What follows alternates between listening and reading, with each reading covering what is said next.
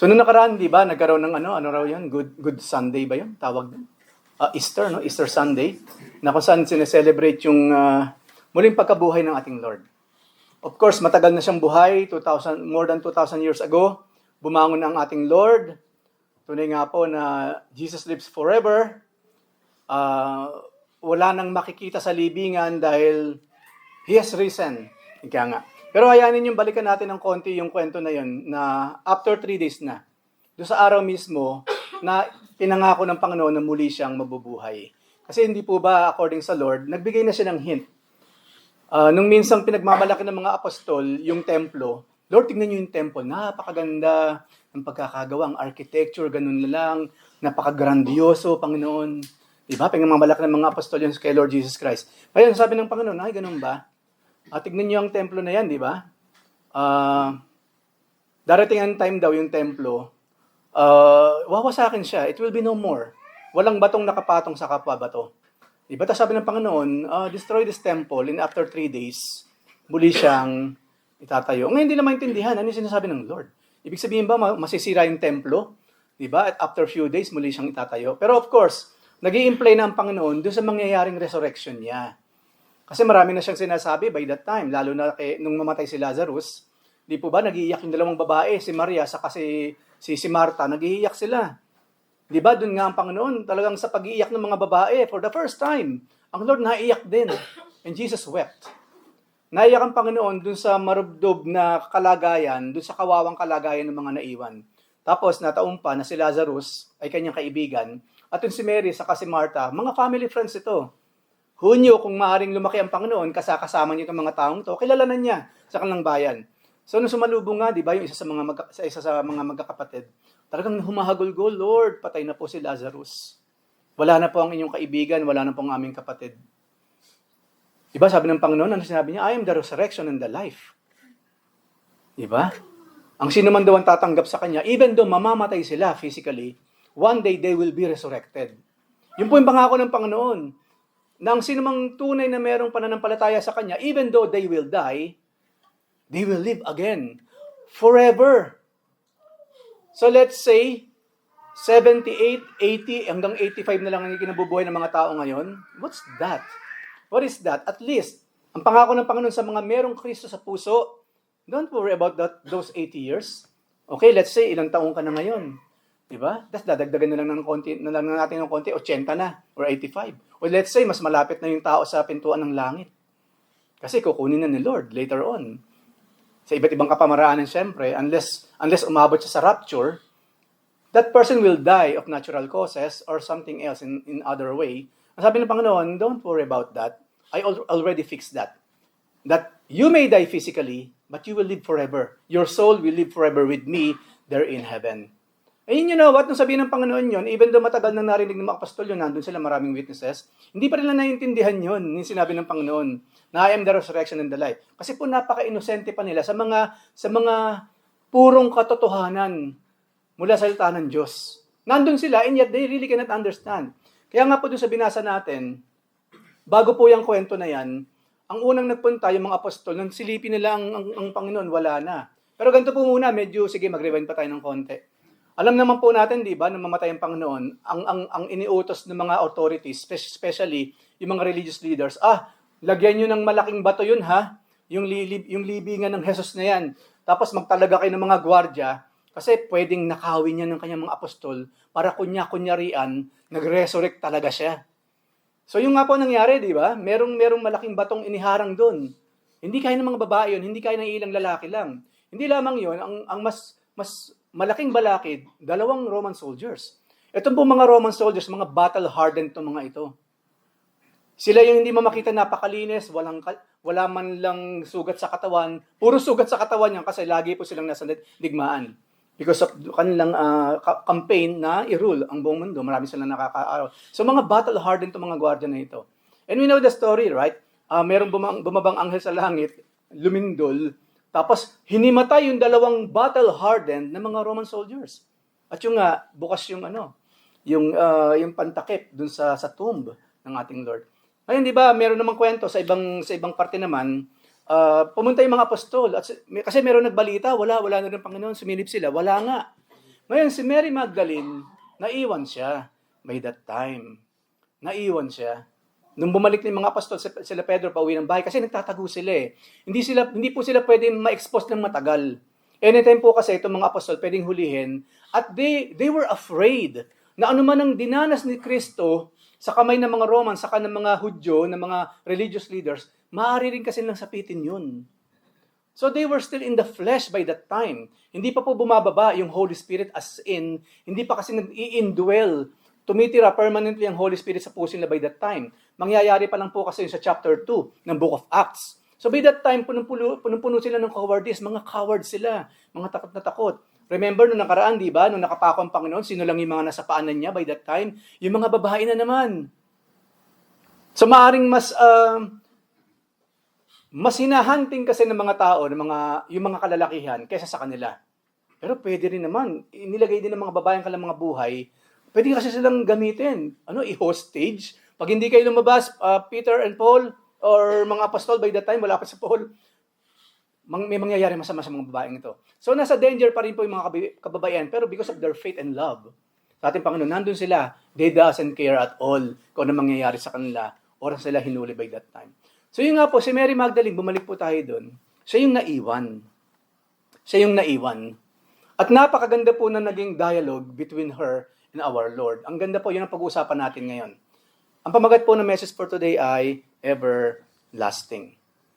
So matapos po yun, natingnan lang wala ang Panginoon, si Mary Magdalene ngayon, sumilip siya at hindi niya makita ang ating Lord. Alam niyo, ganun na lamang yung pagkatao ni Mary Magdalene kasi we know, according sa Biblia po, sa Book of Acts, sa aklat ng Lucas, si Mary Magdalene po ay isang maruming babae. Wala pang sinabi sa Bible, ano yung eksaktong ginawa niya para siya ay maging maruming babae. At alam na natin ang katotohanan according sa Biblia, hindi po siya yung babaeng babatuhin hanggang mamatay. Hindi po siya yung, kasi walang pangalan na binigay doon, wala. That was a random person, random prostitute by that time, without any name.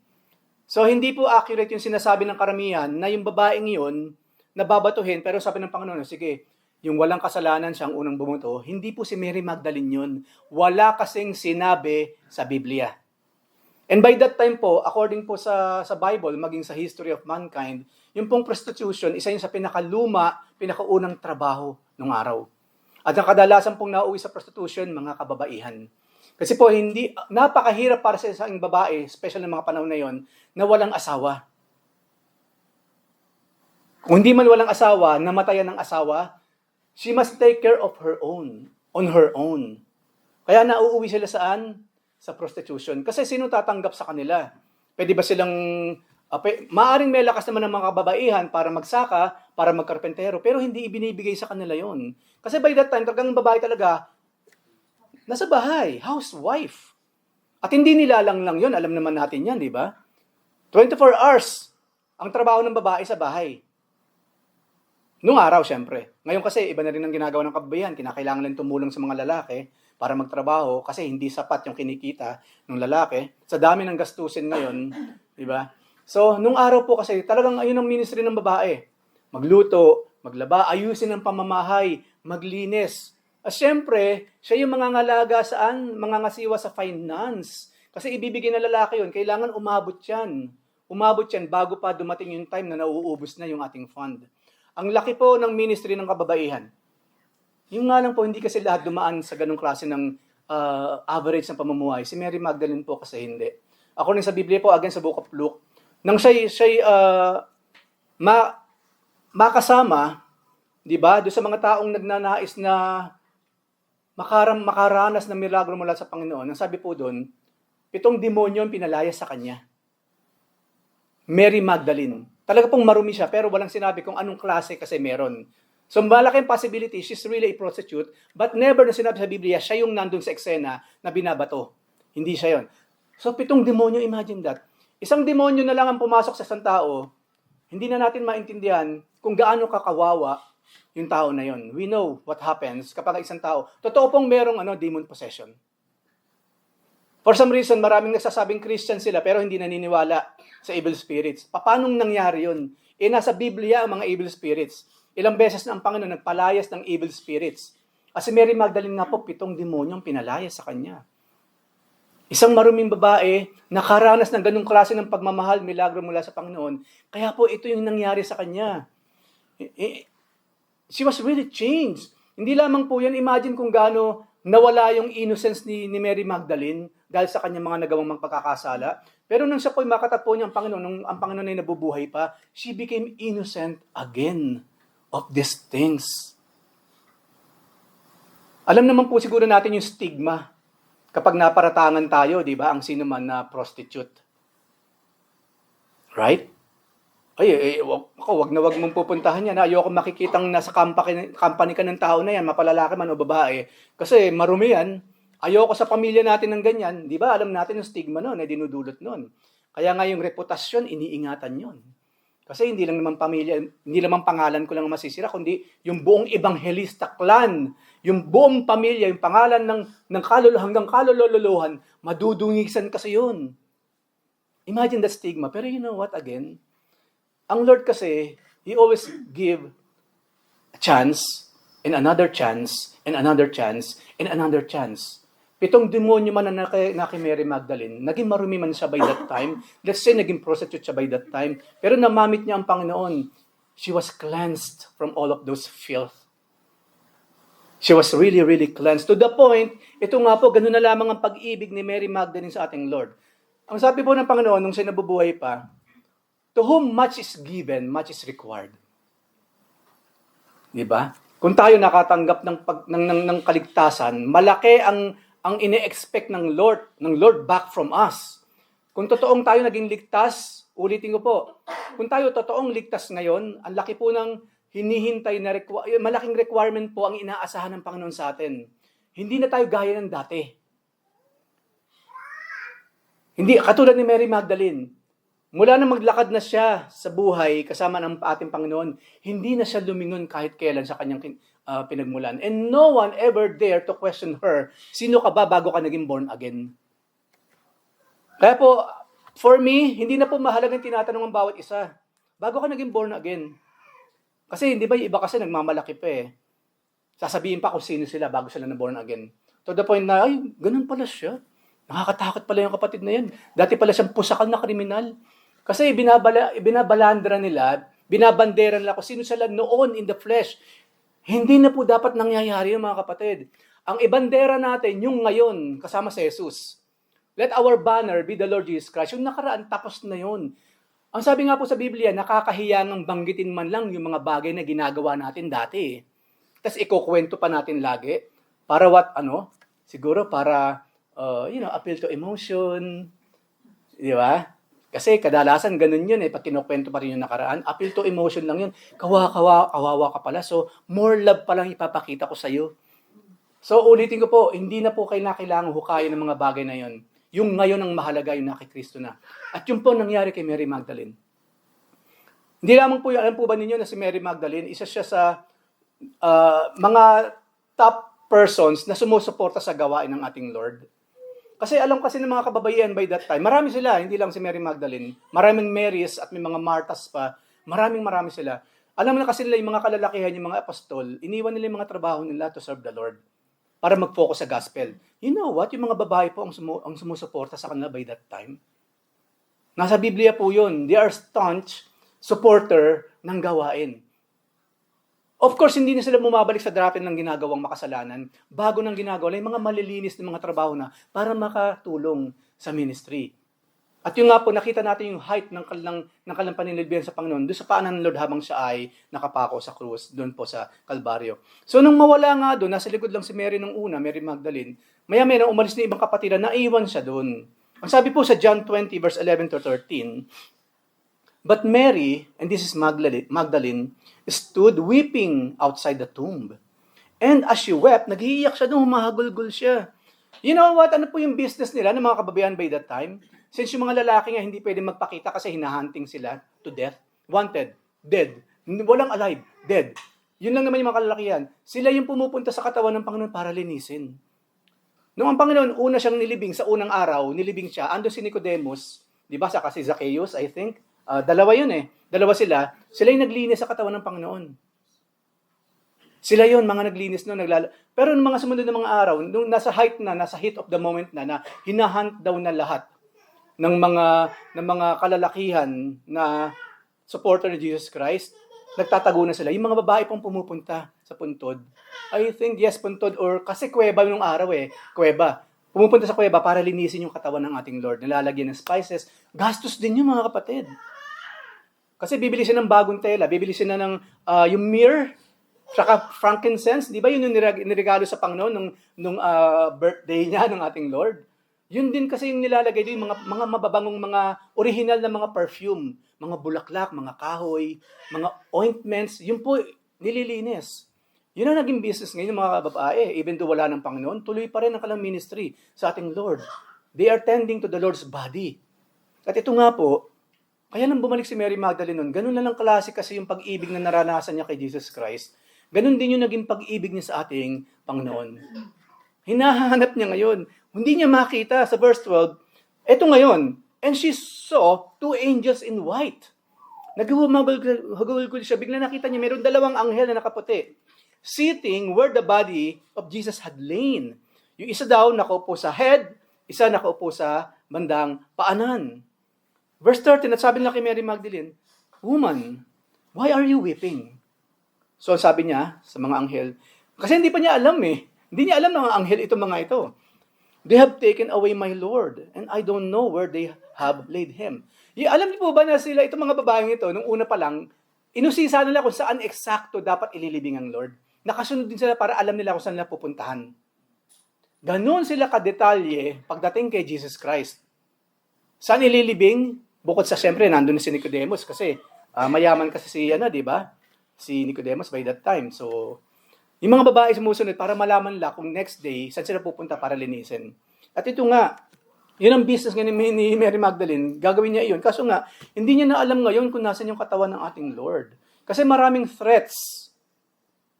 Nagawa na nga nilang patay ng Panginoon in the flesh, may mga threats pa after the death, the physical death of our Lord Jesus Christ, na hindi pwedeng galawin.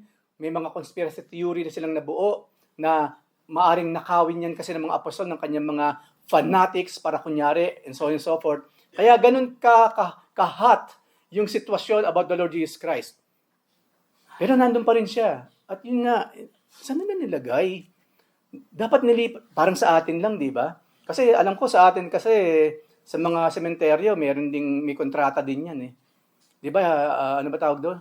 Makaka-receive ka rin ng eviction notice. Di ba? Sa katawan ng mga namatay. May mabuo, asan na yung lolo ko?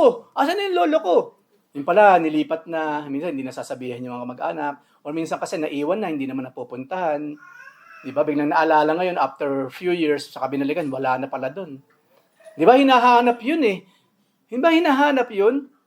Sino hindi naghanap sa libingan, sa mga naiwang, sa mga labi ng mga mahal sa buhay? Lahat tayo nahanap yun, di ba? Ganun din po si Mary Magdalene by that time. Saan nila nilagay? Saan nila nilagay yung katawan ng Panginoon? Hindi ko po alam, yun lang naman ang reason doon. Gusto ko malaman para magawa ko uli sa katawan niya, yung lagi ko nang ginagawa. Numpang siya sa mga unang araw ng kanyang pagkamatay. Sa John 20:14 to 15, sabi po, having said this, she turned around. Bigla siya napalingon sa likod and saw Jesus standing. But she did not know that it was Jesus. Alam niyo mukhang napakagwapo yata ng mga hardinero by that time. Di ba? Kasi napagkamalan niya, sabi po sa 15, Jesus said to her, Woman, again, woman. Yung dalawang anghel, yun din ang pagkakasabi, woman.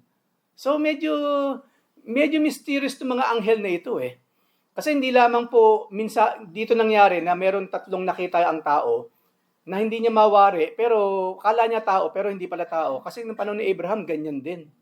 Akala ni Abraham kung sino lang yung dumarating, di ba? Pero anyway, hindi pala. Nung lumapit yung tatlo kay Abraham, di ba nagpatira pa siya? Yung pala yung tatlong lumapit sa kanya, of course, the angel of the Lord, in 3 distinct persons. And that is, of course, the Holy Trinity. We are Trinitarians here. Para sa mga baguhan, we believe in the Trinity because it is in the Bible. Nandiyan po yan. So, sino hinahanap mo? Supposing him to be the gardener, she said to him, Sir, if you have carried him away, Tell me where you have laid him, and I will take him away. Nakita niyo yung magandang plano ni Mary Magdalene? Ibigay niyo po, ibalik niyo sa amin yung katawan ng aming Lord, at ako na pong bahala, kukunin ko po, ako na bahala. Buhay po niya ang nirisk niya at this point in time. Kasi nun lang yung hardinero, kung totoong naging hardinero ito, of course, hindi, alam natin hindi. Pero nag-risk siya doon. Hindi na siya nag-isip na, teka muna, baka naman spy ito ng ni Herodes or what. Diba? Baka pati ako, madamay ako sa kahirapan na pwede idulot sa akin pag ako nahuli. Pero hindi niya inisip yun. Sabihin niyo po sa akin, sir, kung nasan yung katawan ng aking Panginoon, and I will take it away. Ako na pong bahala sa katawan ng Lord. Wala nang isip-isip pa. Purong pag-ibig, purong pananampalataya lang ang umiiral kay Mary Magdalene by that time. Ito ang pananampalataya po kasi nagdudulot siya ng tunay na talino. Okay? Hindi ko sinasabing hindi ginamit ni Mary Magdalene yung isip niya. But her faith covers her mind. Anyway, saan ba nanggaling yung faith ni Mary Magdalene? Sa mga salita ng Panginoon, di ba? And those words pumasok sa tenga, naging parte ng kanyang kaisipan at ng kanyang puso, ng kanyang buong pagkatao. So wala nang isip-isip pa. Yun ang sinabi ni Mary Magdalene. Sabihin niyo sa akin, kukunin ko po. I will take him away. So hindi niya kilala ang ating Lord. Hindi lamang po ito mga kapatid, kasi according po sa Biblia, lahat po ng tunay na anak ng Diyos, makakaranas po tayo ng resurrection from the dead. Hindi lamang yung pag tayo po nabuhay magmuli, pangako po ito ng Panginoon, magkakaroon din po tayo ng tinatawag na glorified body. Tapos na ito mga katawan na ito na punong-puno ng kasalanan. According po sa Biblia, ito kasing katawan na ito yung lalagyan ng lahat ng kasalanan ginagawa natin. And while our souls, ang ating kaluluwa po, ay nasa loob ng katawan na ito, we will commit sin every day. We really cannot escape this body unless this body will be destroyed. So maraming kapamaraanan upang ang katawan na ito masira. And then we will die. The soul will be free. Pero ang pangako ng Panginoon, hindi lamang yon. You will be resurrected. At yung katawang ito na dati sa sidlan ng evil, ng sin, it will be changed to a glorified body. At yung nga po, nung minsan ng Panginoon, naglalakad na siya sa road to Emmaus, sinabayan niya yung dalawang disciple niya. Hindi rin nila nakilala ang Lord. Hindi nila nakilala. Along the way, nagkukwentuhan sila hanggang makarating sila sa isang meriendahan. Nagmerienda sila, napagod sila, merienda muna tayo. Ang tagal na nagkukwentuhan, wala silang kamalay-malay. Yung glorified Jesus pala yung kausap nila. They know ano itsura ng Lord. Pero yun po ang katotohanan, even for us, pag tayo po nagkaroon na ng glorified body, halos hindi rin natin marerecognize sa bawat isa. Pero, of course, later on, we will, Jobs, ikaw pala yan, Jobs. Kasi ang Lord, ganun din. Doon sa road to Emmaus, one of my favorite kwento sa Biblia, wala sila kamalay-malay. Kinukwento na yung mga naging issue, anong nangyari doon sa Jesus Christ na yon, sa kanang Lord. Hindi alam yung kausap na si Lord Jesus Christ mismo. At yung nung tumigil sa isang kainan, nagmerienda sila, kumain sila. Kung hindi pa sinimulang biyakin ng Panginoon yung tinapay, hindi na marirealize ang Lord pala yung kasama nila in that journey na kalantinig. Nang biyakin ng Panginoon yung tinapay ulit, naalala nila ngayon yung Lord's Supper. Nabuksan na kanilang mga mata. Oh, Panginoon, ikaw pala yan, Lord. Di ba? Ikaw pala yan, Lord. Tayo rin magiging ganun. Yun ang pangako ng Panginoon. Kung paano si Jesus Christ po nagkaroon ng glorified body, we will have the same thing. Because that is the promise of our Lord. Kaya po nababanggit ito kasi kailan lang nabagsa ako dito sa statistics po sa bansa na ito. Karamihan po kasi dito puro bata. Majority po sa mga tao sa bansang ito ay mga kabataan. At yung mga natitira po, konting-konti na lang yung mga matatanda. Kasi po ang lifespan po ng mga tao dito hanggang 80 lang, 80-85. Then they will die. According po to statistics. Of course, hindi lang naman dito yon. Even around the world. Alam niyo po ba na problema ang maraming bansa kasi ibang bansa naman, dito kasi majority kabataan, kaya kahit paano wala silang problema eh. Pero sa West, or I don't know sa Philippines kung applicable siya, pero sa West po, sa mga lugar na yung mga bansang yan, ang problema nila, kulang ang mga kabataan. You know why? Kasi nagtatrabaho pareho yung mag-asawa. Wala na silang panahon mag-anak, magpamilya. Wala nang panahon. China, wala tayong problema nun. India, hayaan natin yan. Ang dami-dami na yan. Billion-billion na sila eh. Pero the rest, especially mga Westerners, yun ang problema nila ngayon. Majority, matatanda. Kukunti lang yung mga bata. And that is dangerous. Dangerous po yun. Kasi sino ba naman ang papalit sa kanila? Kasi hindi pa tayo di ba? Hindi pa Sa mga matatanda, sino yung papalit? Siyempre yung mga bata, right? Paano yan? Iilan pa lang, kumbaga nakwenta na nila yun Pag lumaki itong mga ito, magkakaroon ng malaking gap. Doon sa mga napakatatanda na, sa kanilang mga batang-bata pa, ang laki ng gap. So it's dangerous. It's very, very dangerous. Pero you know what? Kahit ilang taon naman tayo mabuhay, ang mahalaga kung si Kristo na sa atin is worth it. Di ba sabi nga nila, hindi naman sa haba ng taon na mabuhay ka sa mundo ang pinag-uusapan dito kundi yung after this life. What will happen next? And of course, alam natin ang pangako ng Lord. We will be with Him. And hindi lamang yun, mga kapatid. Ipinapasok po ito para malaman ninyo, ha? Sa Book of Revelation po kasi, ang sabi doon, for 1,000 years, magre-reign si Jesus Christ. Siya po yung maghahari dito sa lupa with His glorified body for 1,000 years, kasama tayong lahat. Kasama tayo po mga managers, mga supervisors ng mundo. Lahat po tayo maging disciple, maging katuwang ng Panginoon to rule this planet. But that is for just 1,000 years because may naghihintay pang better place pa sa atin. Meron pa. Ang point ko po, sa mga tunay na anak ng Diyos, after this body, pag napalitan na po tayo ng glorified body, it will be happiness, joy, after joy, glory, after glory, and another degree of glory. Yun lang po ang naghihintay sa mga tunay na anak ng Diyos. Kabaliktaran po sa mga hindi naman nananampalataya o naniniwala sa Kanya. So dalawa lang naman po ang pwede natin pagpilian. To be with the Lord or to be with His enemy. Of course, marami pipili with the Lord. Then, gayahin natin si Mary Magdalene. Yung talagang hindi lang siya basta serious, yung zeal. Sabi ni David, yun daw apoy ng kanyang pananampalataya is shut up inside his bones. Sinabi po ni David yun, yung holy fire. Yung apoy ng kanyang pananampalataya, kagusto magsalip sa Panginoon, nasa loob na ng buto niya. Kumbaga, wala nang ibang inisip si David kundi how to serve God. Yung pagsasabi ng zeal, yung init ng pagmamahal, pananampalataya, at yung kagustuhang sumunod at magpagamit sa Diyos. And I really hope and pray lahat tayo merong ganong klase ng apoy sa ating mga puso, sa ating mga buto. Na talagang lahat na lang, in all things na ating ginagawa, Lord, I would like to serve you, Lord. Katulad ni Mary Magdalene, hindi naman mahalaga yung nakaraan, ang mahalaga yung ngayon. I would like to serve you, Lord.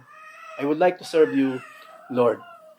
So hindi niya nakita, akala niya gardener, but it was the Lord Jesus Christ. So John 20:16-18. Ito ngayon, hindi pa niya nakikilala Verse 16. Jesus said to her, Mary. Mary. Then she turned and said to him in Aramaic, Rabboni, which means teacher. Binanggit ng Panginoon yung mismong pangalan niya, Mary. Biglang nabuksan yung kanyang mga mata at nakilala na niya ang ating Lord. It requires the Lord's voice for His sheep to know Him.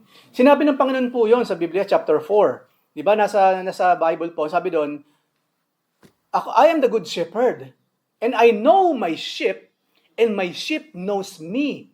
At ang sinabi rin po doon, kasi totoo yan sa mga nag-aalaga ng tupa sa atin dito, hindi ko alam kung applicable siya sa mga baboy. Ang baboy ba, alam niyo yung boses ng amo niya, yung nagpapataba sa kanya? Good morning! Tapos mga baboy, nagkakagulo kasi tontuwa. Kasi mga tupa, ganun sila, alam nila parang yung mga aso, di ba ganun din? Yung aso naman, mas matindi yun kasi yung pang-amoy nila ginagamit doon. Malayo pa tayo, naamoy na nila yan ng mga aso. Kaya, ang saya-saya nila pag nasa pintuan, di ba? Hindi malaman ang gagawin nila Ganun din yung mga tupa po, ganun din. Alam nila yung boses. Hindi po sila susunod sa hindi nila pastol. Kung sino yung pastol nila, doon lang sila susunod. Yun ang sinabi ng Lord. I know, number one, alam ng Panginoon kung sino ang tupa niya. Kaya po, hindi maloloko ang Panginoon. Hindi tayo pwede maging fake Christian. Hindi po tayo pwede magbalat kayo. Magkunwari, hindi po. Kasi hindi ba nalaman din natin sa chapter 7, di ba, ng Matthew or what? Ang sabi ng Panginoon doon, not everyone who say, Lord, Lord to me, will enter the kingdom of God. Sabi ng Panginoon, hindi. Hindi ko mo naglo-Lord, nagpe-praise the Lord dyan. Sabi ng Lord, hindi ko mo lumadalo-dalo pa ng church. Tunay kong anak. Kasi darating time, palalayasin ko sila, lumayo kayo sa akin. Lord, hindi ba dumadalo naman ako every Friday? Lord, hindi ba nagtatites naman ako? Lord, hindi ba so on and so forth? Nang mamayabang pa. Alam niyo po ba ang Panginoon ayaw ng ganun? Yun po ang isa sa problema dun sa taong yun. Lord, hindi ba nagpalayas kami ng demonyo sa ngalan ninyo?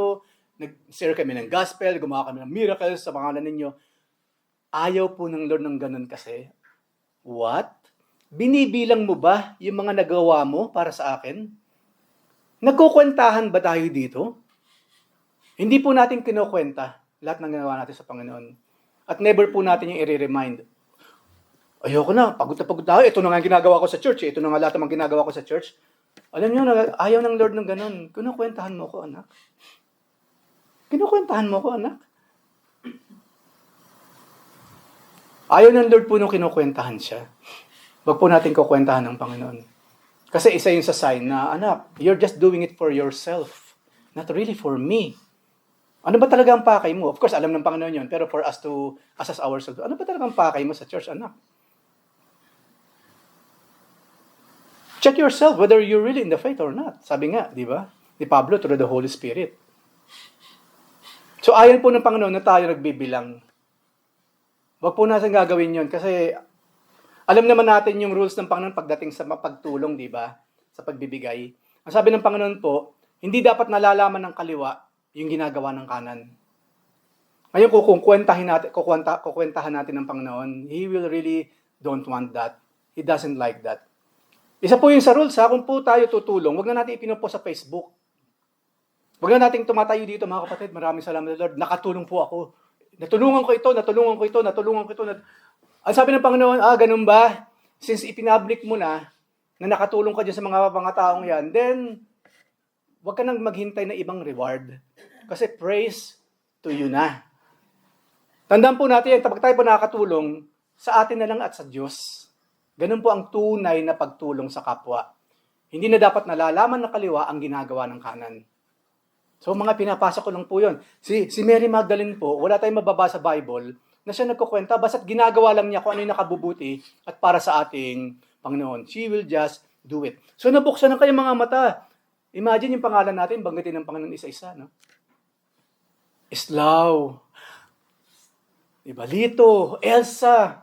Imagine yung glory, yung kalulatihan mararanasan natin, mararamdaman natin, banggitin lang ng Panginoon yung ating mga pangalan. Just Mary here. At talaga na napasigaw siya, teacher, sabi niya. So 17, yung luha talagang, whoosh, di ba?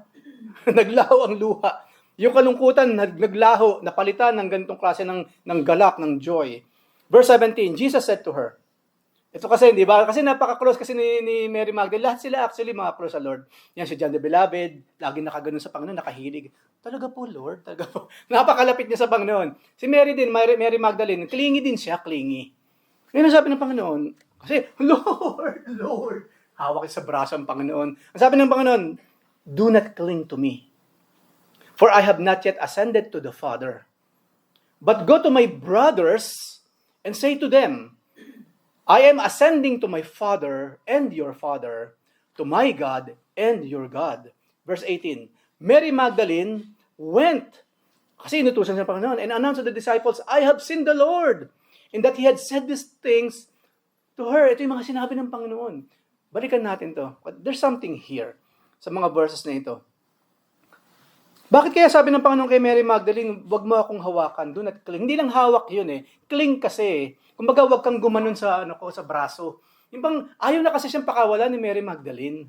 Ayaw na siyang pakawala. Kasi nandyan na yung nawawala. Ngayon, nariyan na talaga naman yung pagkakakapit ni Mary Magdalene. Ganun na lang. Parang yung mga bata sa mall, biglang nawala. Ang mga bata kasi, ang bilis niyan ang bilis tumakbo niyan. Nandyan lang siya. Oh, ang layo na, tumakbo na pala. Di, ang tagal mo hinanap ngayon. Pag nandiyan yung mga, ano kayo, bata, ano ka ba? Saan ka nagpunta? Ang Lord, parang ganun din nangyari. Talaga naman si Mary Magdalene, nag-cling ka agad sa ating Panginoon. Sabi niya, do not cling to me. Hindi sinabi ng Panginoon na wag mo akong hawakan. Kumbaga, meron kasing reason doon. Ang kay Mary Magdalene, to keep the Lord with her. Lord, huwag ka na nga alis, dito ka na lang, ha? Oh, kasi iba yung naramdaman natin. Kung alam nyo lang naramdaman namin, Lord, nung hindi na namin makita yung katawan ninyo kanina. Ganun na lang. Ang sinabi ng Panginoon, huwag mo akong pigilan. Kasi hindi pa naman, kasi meron pa kailangan gawin ng Panginoon by that time. At sinabi naman niya ang sinasabi niya, Mary, huwag kang kumapit ng ganyan sa akin kasi hindi naman ako mag-i-stay. Do not cling to me. Kasi hindi ako mag-i-stay, Mary. 40 days lang ako dito kasi hindi po ba, ako sa Biblia, na mabuhay pong magmuli ang Panginoon, 40 days po siya na malagi sa lupa. At ang dami-dami niyang ginawang mga gospel explosions, mga healings. Nagpakilala siya, I'm the Lord, for 40 days. Pinatunayan ng Panginoon na ako ito. Na ano man yung kine-claim ko noon, ito ngayon ang katibayan. Patunay po yun for 40 days. Patunay sa lahat ng tao by that time na totoo nga ang resurrection.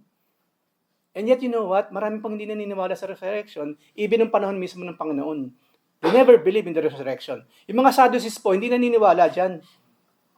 At marami pong tao, especially yung mga religious leaders na inggit sa Panginoon, ayaw lang sabihin na nag-resurrect ang Panginoon. Ayaw nila yan kasi galit nga sila sa Panginoon. Inggit lang sila kasi. Saka hindi talaga sila anak ng Diyos eh. Ang sabi ng Panginoon, anak sila ni Satanas mismo, yung mga religious leaders na yan. So, sabi niya, don't cling to me. No, kasi marami pa akong gagawin. Di ba? Marami pa akong gagawin. Hindi lamang yung at the end of that 40 days, alam natin, di ba, sa Book of Acts, ang sabi doon, because I am ascending to my Father and your Father. Ito po, madaling intindihan kasi pag nagpe-pray ang Panginoon, di ba, nang buhay pa siya, ganun naman siya, oh, our Father, who art in heaven, ganun naman ang Panginoon eh. Talagang ama niya. Yung Father, yung God the Father in heaven. Ngayon, maraming natatanong, teka muna, kung talagang Diyos si Jesus, bakit sabi niya, to my God and your God? Ito, tuwan-tuwa na naman ang mga iglesia ni Cristo dito. Nagbubunyi sila. Ayan tao lang si Jesus Kasi sabi niya, my God and your God. So, hindi siya Diyos. Tao lang siya. Kulang sila sa aral. Ganun lang naman yun. Kulang sa aral. Hindi talaga nagbabasa ng Biblia. Binabasa lang yung mga isinulat ng magaling nilang founder na si Felix Manalo. Ano sa ibig sabihin dito ng my God and your God? Alam naman natin ng Panginoon, di ba? Nasa lupa pa siya. Kumakain pa nga siya. Umiinom pa siya. Di ba minsan ng Panginoon, pinagluto pa nga niya na agahan yung mga apostol nung sila nangingisda. Nangingisda mga apostol, magdamag na raw, walang nahuhuli. Ano ng Panginoon ngayon, biglang naglalakad ang Panginoon sa dalampasigan, nakita nila. Sino kaya yun? Sino yun? Tinatawag sila, di ba? Ngayon, di ba yun yung kwento na wala silang mahuling isda? Magdamag na silang nangingisda. Yung mga professional fishermen, sa buong buhay nila, walang mahuling isda. Pero hindi ba Phoenix ng Panginoon yun? Phoenix ng Lord yun. Kasi siya ang tunay. Ang Panginoon kasi, siya naman lumikha ng isda kasi. Oy, mga isda, dito kayo sa kabandang ito para pagbato ng net, nandiyan kayo kaagad. Pero you know what? Bukod doon ang wonderful things, hindi ba habang hinihintay sila ng Panginoon na pumunta sa Pampang at makarating sa mismong tabi ng Panginoon, di ba ang Panginoon na-prepare ng breakfast? Yun ang for me, that is the best breakfast ever. Ano man yung niluto ng Panginoon by that time. Pinagluto sila ng Panginoon ng breakfast kasi alam ng Lord yung pangailangan nila. Gutom, magdamag na, nangingisda . Hindi lamang yun, alam ng Lord yung frustration na meron sila. Imagine ninyo yun. Ano nangyari? 3 years lang tayong nawala sa pangingisda hindi na tayo marunong magisda. Paano nangyari to? Yung frustration, ganun na lang. Alam ng Lord yun, tapos yung pagod. Diba? Sabi ng Panginoon, bumalik na naman ba kayo sa pangingisda? Di ba sabi ko, fishers of men kayo? Bakit naging fishers of fish naman kayo? Sabi ng Lord. Pero anyway, dahil nga napakalawing ng Lord, binigyan sila ng agahan. So, isa yun sa maraming ginawa ng Panginoon for those 40 days. Ngayon, ang point ko, ba't ko kinuwento yun? Na mabuhay magmuli ang Panginoon kasi hindi pa naman siya bumabalik sa taas Andito pa lang siya sa lupa. He was still 100% man and 100% God.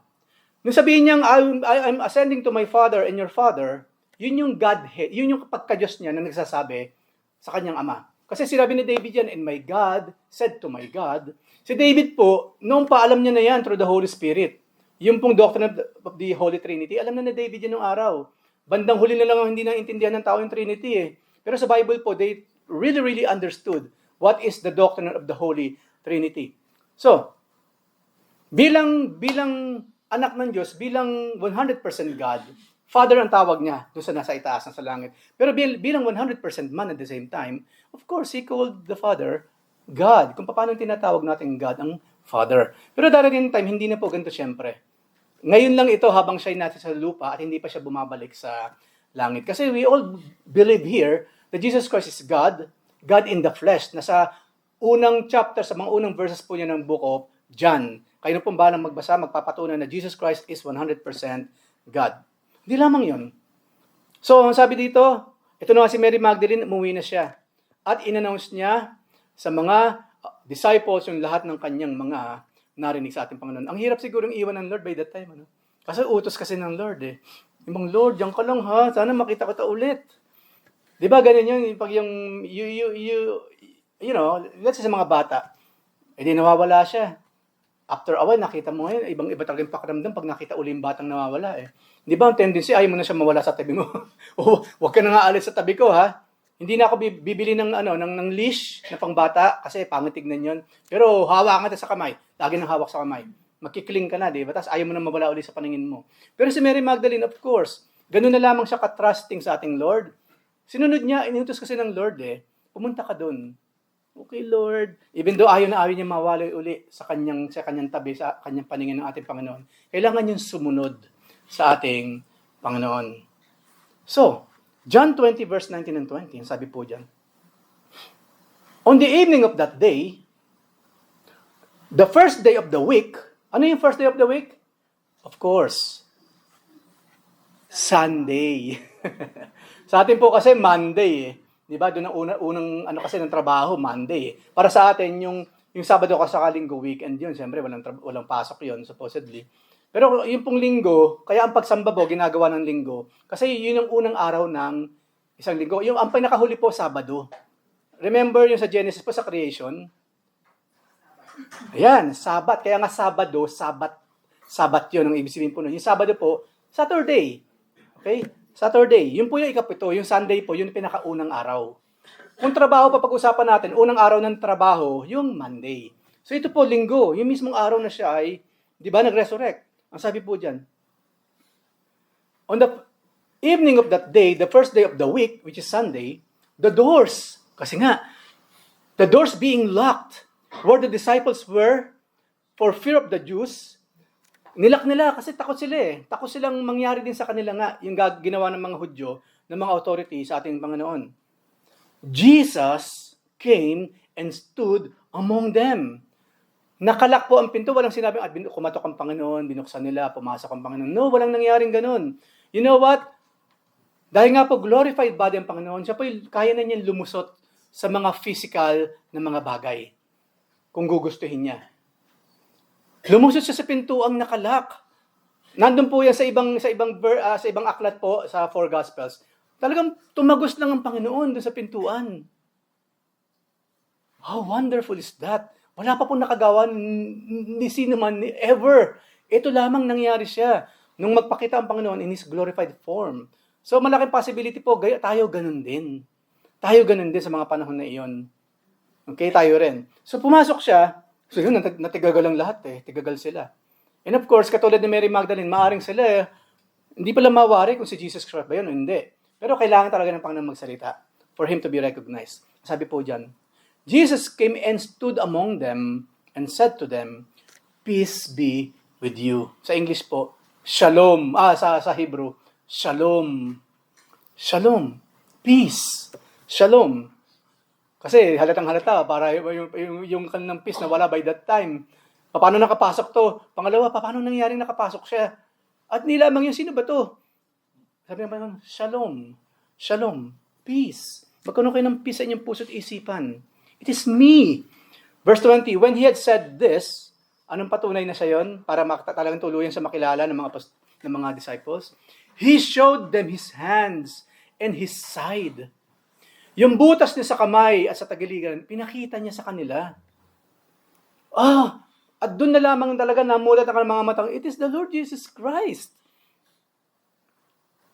Maraming tao ngayon, mga kapatid, pumupunta sa doktor, nagpapatanggal ng peklat, nagpapatanggal ng mga sobrang nunal, di ba? Pero alam niyo ang Lord, even though nasa glorified body na, supposedly tanggal na lahat ng peklat, tanggal na lahat ng mga latay niya sa katawan, di ba? Dapat ganun eh. Pero you know what? Even though glorified body ng Panginoon, minarapat niya na yung kanyang butas sa kamay, sa pasa, sa tagiliran, magstay. Now, how wonderful is that? Una, syempre, for identification. Hindi, pangalawa, for identification. Kasi yun ang sinabi ng Panginoon, kapag sa muli niya pagbabalik, tatapak yung kanyang paa sa Mount of Olives.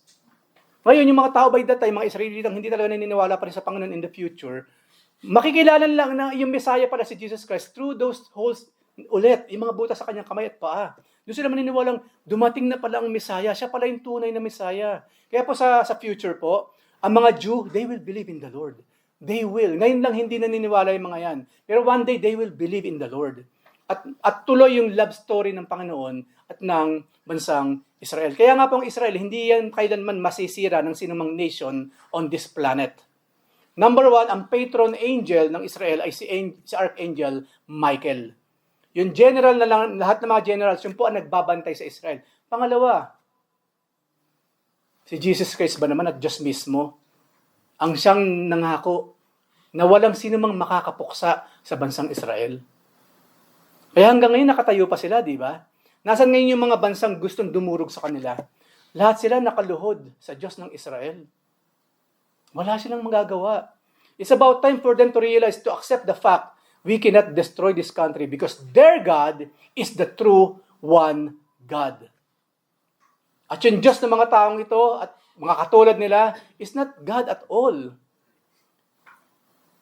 Kung hindi tunay na Diyos, of course, walang ibang tunay na Diyos kundi isa lang, and that is God. Yung Diyos ng ng Israel at yung Diyos ng mga Kristiyano. That is the only true God. Our God in fact, the Lord Jesus Christ, the Father, the Son, the Holy Spirit. Yun lamang ang Diyos, wala nang iba pa. But their gods, not gods. It's either figment of their imagination or demons themselves. That's why Israel po, no one can destroy them unless magbigay ang Panginoon ng power for Israel's enemy para masugatan man lang sila kahit papaano. Kasi ginagawa ng Lord po yun ng araw. Kapag ang Israel po nagkasala sa Diyos, ginagamit niya yung mga foreign countries, yung mga may ibang Diyosan, para i-punish ang Israel. Nasa Book of Isaiah po yan. Kahit anong bansa, pwedeng gamitin ng Panginoon na pamalo sa Israel kung gugustuhin niya, especially kapag Israel po nagkakasala. So, ginagamit lang po sila ng Diyos, ng Israel. Kaya wag silang masyadong mayabang. At ngayon po, ilang beses na natin nakita, they really cannot destroy the people of God. Hindi lamang siyempre ng Israel, especially as the church. Kung ano man pong proteksyon meron sila, ganun din po meron tayong protection against the enemy. Nasa Bible po yan, di ba? Sa New Testament, ang sasabi doon, there's no weapon formed against us will prosper. Nasa Old Testament yun. Pero binanggit din po yan sa New Testament, kinote. Lahat daw ng mga weapons na nilikha para i-destroy Israel, para i-destroy ang church ni Jesus Christ, will be used against them. Wala talagang pong armas, walang kapangyarihan na pwedeng malikha ang tao to destroy the church and to destroy Israel. Dahil ang Diyos mismo, ang hari natin, ang sovereign God ng mga taga-Israel at ng mga Kristiyano. Huwag po natin kalilimutan yan. Ang sa atin po, ministry natin, na hindi naman tayo mga Israeli or mga Hudyo, ang sabi po sa Book of Psalms, pray. Pray for the peace of Jerusalem. Pray for the peace of Israel because they will prosper, those who will pray for this country. So we must pray for Israel. Ang titigas talaga ng ulo niyan, hindi pa nga kumikilala sa Panginoon eh. Kaso nga, kung sila pinoprotektahan ng Diyos, ganun din naman protektahan natin through prayer. Through prayer. Kasi darating time, katulad pa sa pinag-usapan natin, one day they will see yung kamay, yung mga paa at tagiliran na kanilang inulos, and they will believe na ito na pala talaga yung Messiah, yung Kristong dumating many, many years, thousands of years ago. Kaya ganun din po ang ginawa ng Panginoon. So when he had said this, he showed them his hand and his side. And the disciples were glad when they saw the Lord. Doon pa lang talaga nila naunawa ang si Kristo pala yung pumasok na yon. Noon lamang ipakita ng Panginoon yung kanyang mga sugat sa kamay, sa paa at sa tagiliran. Imagine, ipinakita ng Panginoon yung tagiliran niya. Kinakailangan pa talaga niya mag-list-list ng damit para ipakita yung butas sa kanyang tagiliran. God will do everything, kahit ikakahiyanan niya, para maipakita lang ang kanyang pag-ibig sa atin. Hindi ba kahiyahiyain nangyari sa kanya bago siya ipinako? Hindi ba hinubaran siya? Nihurakan siya, sinampal, sinipa, binatukan, dinagukan, dinuraan, tinusok ng koronang tinik. He was really demoralized. Kung mapapanood po natin pelikulang The Passion of the Christ, kulang pa yon sa ginawa ng mga Romano by that time, ng mga Jewish leaders, sa Panginoon by that time. Hindi po siya makilala. Yun po sinabi sa aklat ng Isaiah, sa ibang mga aklat sa Biblia, hindi na raw po siya recognizable nung siya ay pinapahirapan, especially nung siya po ay nakapako na, you will really not recognize Him as Jesus Christ na kilala by that time. You know why? Kasi namamaga na yun. Baka nagkukulay violet na siya or purple ba yun or what? Kasi namumuo na yung mga dugo. Puro latay, puro gulpe. Hindi na siya makilala, yun po sinabi. So kahihiyan? Tayo ba kinakahiya natin ang Lord? Tayo ba kapag kaharap yung mga kasama natin, hindi tayo makapag-pray bago kumain? Kasi nahihiya tayo mag-pray sa harapan nila? Yung bang salitang praise the Lord, ikinahihiya natin banggitin? Kapatid, si Jesus Christ, lahat ng kahihiyan, dinaanan niya, tinanggap niya for you and me. Tapos simpleng prayer bago kumain, hindi natin magawa kasi nahihiya tayo. And we are saying we are Christians. Paano na kung hindi lamang yung sa prayer, paano kung mas malaki pa yung challenge? Sa harapin mo mismo sa bulwagan, hinihipo ka ng Holy Spirit sa loob ng bulwagan, mag-pray ka sa pangalan ko. Sabi mo, praise the Lord Jesus Christ. Doon sa bulwagan, sa batha. Do it for me, anak. Lalo pa sigurong hindi magagawa yon. Kasi yung simpleng pagkain na lang, pagpe-pray sa pagkain, kakainin mo na nga lang, from the Lord pa yung pagkain na ipagpe-pray. Kung hindi pa natin magawa yon, I mean, you know, imagine ano ginawa ng Panginoon para sa atin. Lahat po ng yon ginawa ng Panginoon for you and me. Napahiya na siya para tayo hindi mapahiya. Nasugatan siya para tayo hindi na masugatan. Namatay na siya, literally, para hindi na tayo mamamatay. We will receive eternal life.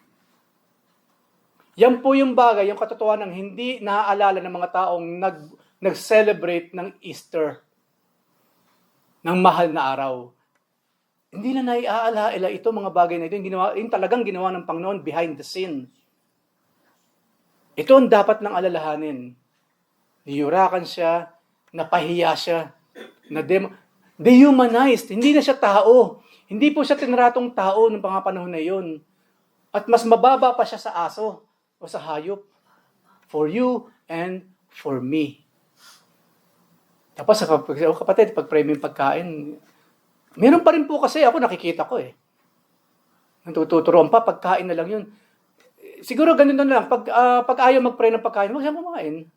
Pwede po ba yung ganun? Magandang rules po ba yun? Halimbawa, meron sila, kapatid, pag-pray mo na yung pagkain, kakainin mo rin naman. Ay, nahiya ako eh. No? Di wag kang kumain. Pwede ba yung ganung rules? Pwede ba yung ganun? Nakakatawa, di ba? Pero imagine that, yung pagkain, pagpe-pray mo, ikaw din naman kakain nun. Tapos ayaw mo pang mag-pray. Tapos we are talking about the Lord Jesus Christ, ang ginawa niya sa atin. Simpleng bagay, di ba? Simple. Napakasimpleng bagay. Kung hindi natin magawa, how much more kung mas malalaki pa doon ang ipapagawa ng Panginoon sa atin. So kung tayo po, sinasabi natin Christian tayo, be a true, genuine Christian. Dahil po, genuine lahat.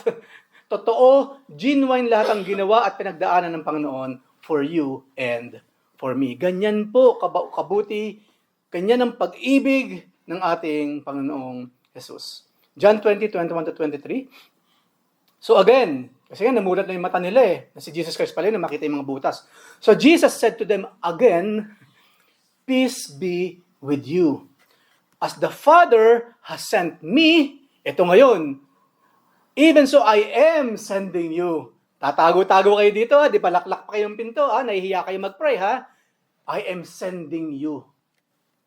Ano ginawa ng Panginoon? Verse 22. And ang Panginoon po hindi siya puro utos. Ibibigay niya yung kailangan natin para masunod natin ang utos niya. Verse 22.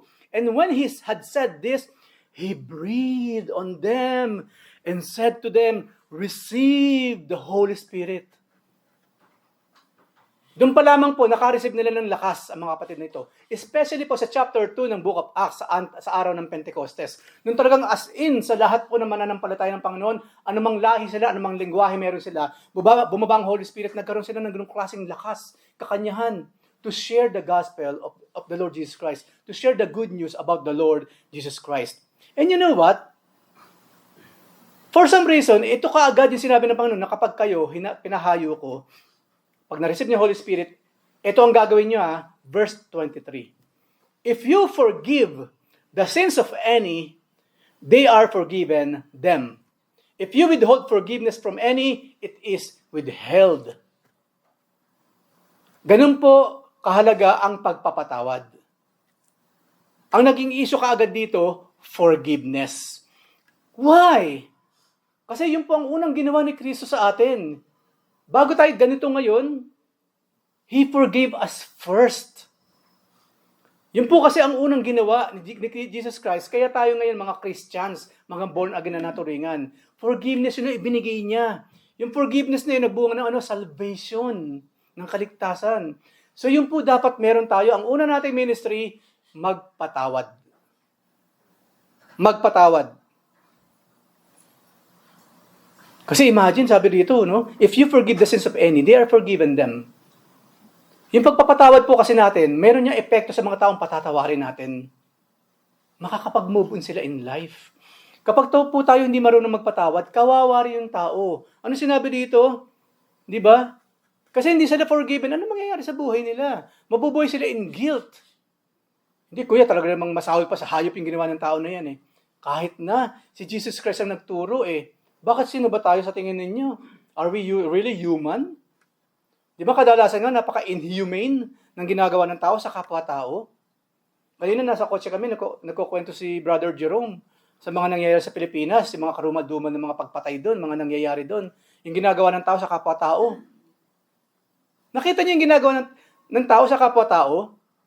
Di ba naikwento ko nung nakaraan, yung aso nga na ibibili mo ng mamahaling mga dog food, tapos yung mahal mo sa buhay, hindi mo maibili mo kahit lugaw man lang sa tindahan or what? Hindi ba dumarating yung time, mas mahalaga pa yung aso kaysa sa kapwa mo tao, kapwa natin tao? Nasaan na pagiging tao doon? Wala. Napaka-inhumane din natin sa kapwa natin humans, kung tutuusin.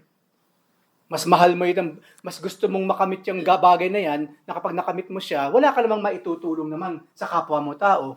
Di ba napag-usapan natin yan? Nasaan na pagiging tao doon?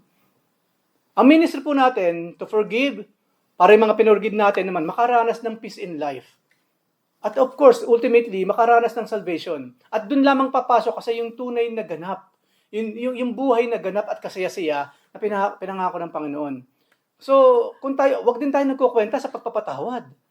Kinwenta po ba ni Jesus Christ yung kasalanan natin bago tayo pinatawad ng Lord? Inisa-isa ba niya? Meron po sinabi sa Biblia at lumapit ang babae, si Maria Magdalena, at inisa-isa ng Panginoon ng mga customers ni Mary Magdalene. Hinukay niya lahat ng ginawang kasalanan, at after that, sa kanya pinatawad si Mary Magdalene. Meron bang ganung eksena sa Biblia? Di ba simple lang sagot ng Panginoon? In general, ang principle ng Biblia in general po, magpukol ng bato yung walang kasalanan.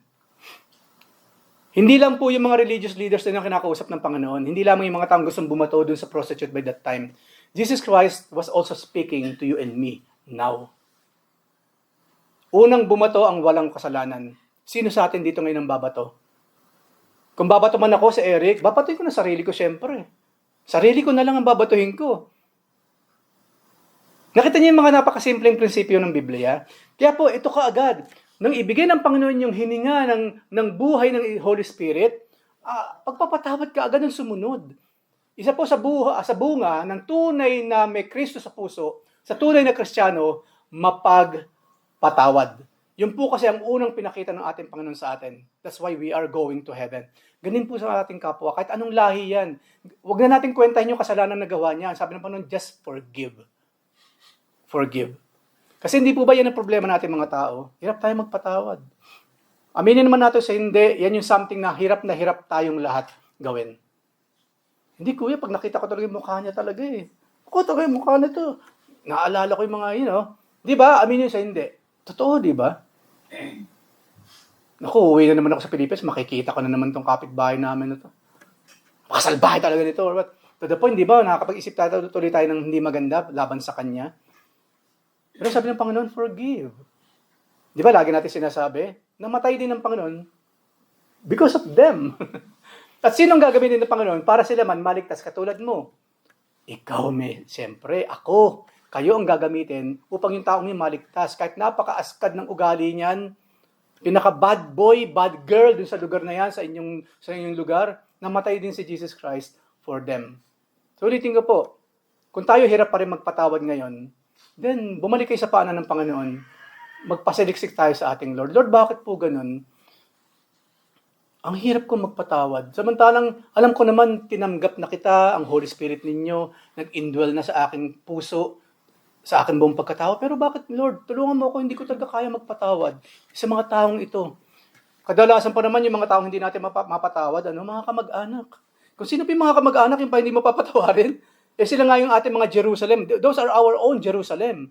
Kaya hindi ba matagal natin sinasabi, isettle na natin yung mga tampuhan na yan, isettle na yung mga away-away na yan, kasi hindi yun ang gusto ng Panginoon. Especially kung Kristiyano na tayo. Kung may away, kung may tampuhan, tayo ang required na mag-step tayo ang una mag-step forward, tayo, Kristiyano, hindi sila. Tayo po. Kasi kung sasalubungin natin yung galit nila, ano mangyayari? Diba? Ito yung sinasabi sa Bible. So magpatawad po. Magpatawad. Kung sakaling hirap man tayo magpatawad pa rin.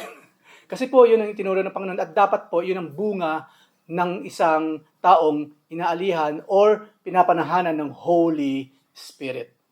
Okay? So, hopefully magawa natin yan kasi siya kaagad. And lastly po, words to ponder. If you believe that the Son of God died and rose again, ito po ang napakaganda. Your whole future is full of dawn of eternal morning. Kasi po sa langit, wala nang gabi. Doon ay parang laging umaga. Laging fresh sa umaga. Yun po ang langit. Di ba ang sarap ng paggumising? Huwag mo lang talaga iisipin yung mga taong ayaw mong mapatawad. Ang sarap gumising sa umaga. Especially, yung inimimiss ko pag nasa Pilipinas, yung pagising mo kasi nature na nakikita mo eh. Punta ka lang ng konti sa labas, kita mo yung langit, kita mo yung mga puno, yung hangin, ang sarap lang hapin. Dito kasi paggising mo, pader. 4 na sulok ng pader. Gusto mo mamintana, baka sabihin ng kapitbahay, naninilip ka pa. O pagbukas mo yung bintana, sunstorm ang sasalubong sa'yo. Pag hinga mo, pag singgot mo ng hangin, hika ang makalalabasan mo. Di ba? Pagtingin mo sa langit, wala kasi ng blue, brown? Langit brown? Diba? Langit brown? Pero you know what? Sa langit po hindi. Isipin niyo yung pinakamagandang gising ninyo, pinakamagandang umaga natin.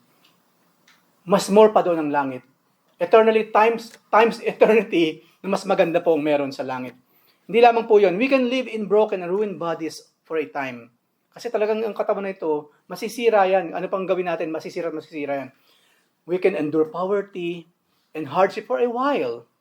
We can face loneliness, heartache, and pain for a season. But, panghuli, since we have this life and the next, and that is heaven, we don't have to have it all now.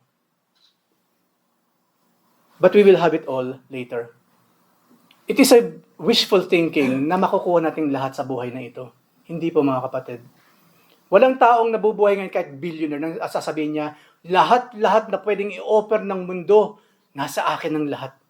Lahat ng kaligayahan pwedeng i-offer ng mundo, nasa akin ang lahat. Wala pong makapagsasabi nun. We can never have it all habang tayo po natin nasa mundong ito. But if we want to have it all, they're in heaven. Pagdating po natin, everything is for us. Ang Lord po mismo nangako, in my Father's house are many mansions. Maraming malalaking kwarto sa bahay ng aking Ama. Alam mo, mauna ako sa iyo, anak. Why? Ipaghahanda na kita na matitirahan mo doon. Sa ganun, when the time comes, you will be with me forever. Doon sa langit, sa piling ng Amang mapagmahal. Yun po ang pangako ng Panginoon sa ating lahat. So remember His promises. Remember the principles. Remember yung obedience na dapat natin gawin. Kung itong sinasabi ng ating Panginoon, magandang buhay po, eternal life ang naghihintay sa mga taong merong totoong merong Kristo sa kanilang puso. Kaya maraming salamat sa Panginoon sa kanyang paalala. Tayong lahat po yumuko, tayo manalangin. Lord, tunay nga po na kay ganda ng buhay kung gagamitin namin, Panginoon, yung inyong perspective. Lord, maraming salamat na even though we can never have all na kailangan namin, gusto namin sa buhay na ito, matatanggap namin higit pa doon pagdating po namin dyan sa langit. Lord, everyday po sa aming paggising, remind us, Father, humingi ng tawad sa inyo at magpatawad din po sa aming kapwa. Ikaw mismo nagsabi nito, Panginoon, if we would like to be perfect like the Father in heaven, then we must forgive others kapag sila ay nagkakasala sa amin.